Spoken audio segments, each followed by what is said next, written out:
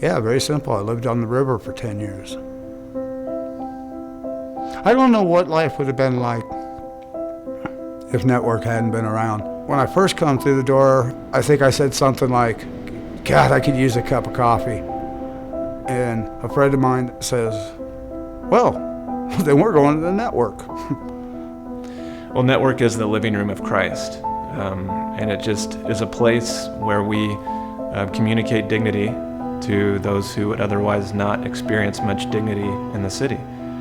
Those without a place to go, without a circle of friends, without a real sense of community.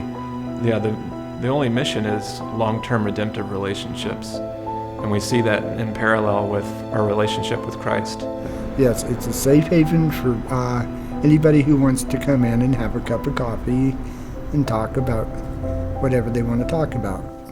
It's different because network doesn't push an agenda. It's basically you're free to be yourself. Christ said at one point that whatever you do to the least of these, you do unto me. So there's this real life contact with Christ that comes about. When he went up on the cross, I think he had a first-hand experience of the agony that we all live with.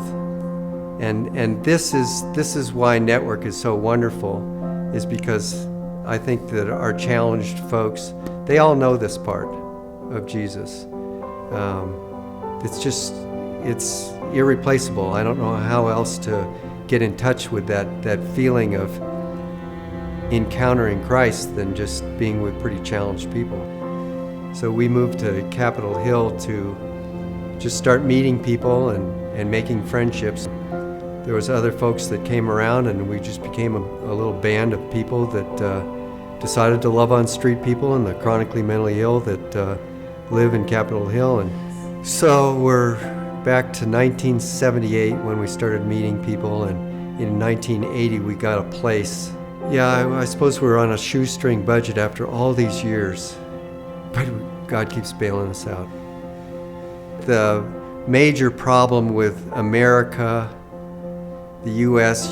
standards, U.S. culture, is loneliness.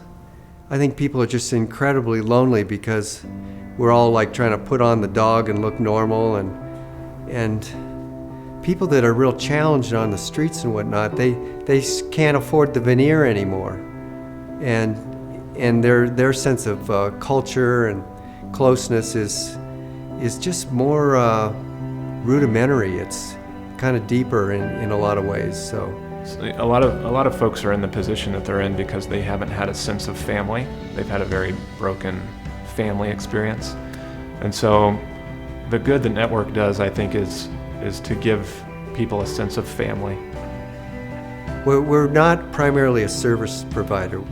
We're here just to say you're cool, and I'd like to know you, and I'd like to be on this journey with you together.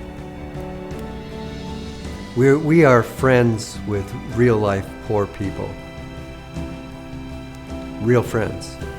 People that care about us as well as we care about them. So We're all human, all different walks of life, but we're all human. We have a tendency to remember that here, and I think that should be part of everybody. come, it's an adventure.